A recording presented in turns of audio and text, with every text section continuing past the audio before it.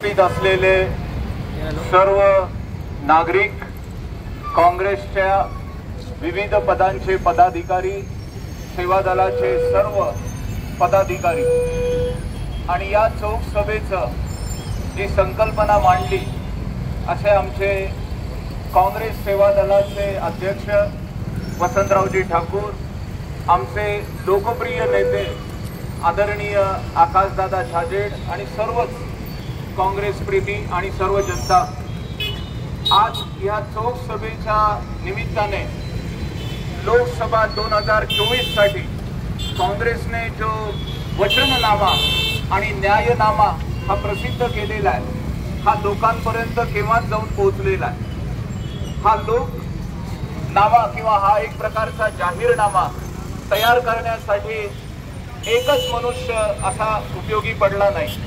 राहुल गांधी यांनी कन्याकुमारी पासून काश्मीर पर्यंत तर मणिपूर पासून मुंबई पर्यंत सुमारे 8000 किलोमीटरचा प्रवास केला। अनेक लोकांशी भेटी घेतल्या। कामगार, नेते, शेतकरी, महिला सर्वांचाच एक प्रकारे विचार मंथन करून हा न्यायनामा आपला तयार झालेला आहे। या न्यायनामा तयार होण्यामागे खरं तर भाजपलाच आपण धन्यवाद दिले पाहिजे, कारण त्यांची 10 वर्षाची जी जुलमी, लोकविरोधी आणि लोकांचा विचार न करणारी अशी जी जुलमी कार्यपद्धती होती, त्या कार्यपद्धतीच्या मुळे हा लोकांसाठी लोकभिमुख आणि अतिशय चांगला असा एक प्रकारचा न्यायनामा आम्ही तयार केलेला आहे। छत्रपती शिवाजी महाराजांचा वचननामा होता की लोकांशी पोटाशी धरावे, अशा प्रकारचा हा न्यायनामा आहे। या न्यायनामामध्ये 5 न्याय आहेत। 1 गरिबांसाठी, 2 शेतकऱ्यांसाठी, 3 युवांसाठी, 4 सर्व महिलांसाठी आणि 5 हा एक प्रकारच्या भागीदारीच्या सर्वांच्या भागीदारीसाठी। आज आपण बघतोय लंगोटी पासून तर शमशान पर्यंतच्या सेवांमध्ये जीएसटी आपल्याला द्यावा लागतोय। आपल्याला हे सरकार 2014 मध्ये यावं असं काही लोकांना वाटत होतं, पण आज 2024 मध्ये 10 वर्षानंतर सर्वांना असं वाटतंय की हे सरकार गेलं पाहिजे, कारण या सरकारचे जे 10 वर्षाचे कारनामे हे तुमच्या समोर आहे। आपण बघतोय नोटाबंदी हा एक मोठा असा स्कॅम आहे, एक प्रकारचा घोटाळा आहे। 110 लोकांना रांगेत उभे करून ते लोक त्यांच्या एक प्रकारे त्यांना मरण आलेलं आहे। हा एक प्रकारचा घोटाळा आहे आणि यामध्ये अजिबात त्या लोकांची दखल सुद्धा घेतली गेली नाही। मोदींनी एक प्रकारे ह्या सत्तेत 2014 ला जेव्हा ते आले त्यावेळेला त्यांनी कबूल केलं होतं लोकपाल वरून हे सरकार तयार झालं, पण लोकपालचा कुठेही विषय आपल्याला या 10 वर्षात दिसला सुद्धा नाहीये। मोठमोठ्या संस्था, कारण पूर्वीचे जे आपले लोकप्रिय पंतप्रधान होते, मग ते जवाहरलाल नेहरू असतील, इंदिरा गांधी असतील, राजीव गांधी असतील, नरसिंह राव असतील, मनमोहन सिंह असतील, या सगळ्यांची स्वप्न ही फार छोटी होती।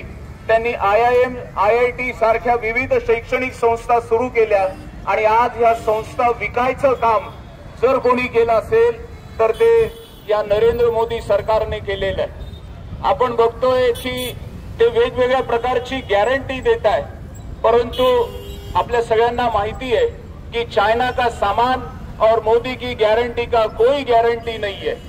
आणि अशा प्रकारचं वर्तणूक काल परवा तुम्ही त्यांच्या सभांचं जर भाषण ऐकलं असेल तर तुम्हाला असं दिसेल की ते मंगळसूत्रापर्यंत येऊन गेलेले आहेत। आणि कालच आपण बघितलं की देशासाठी 5 नोव्हेंबर 1962 ला जेव्हा चीनचं जेव्हा भारतावर आक्रमण झालं, त्यावेळेला स्वर्गीय इंदिरा गांधींनी त्यांचं मंगळसूत्र देशाला अर्पण केलं, त्यांचे सर्व दागिने देशाला खर्चासाठी अर्पण करून दिले।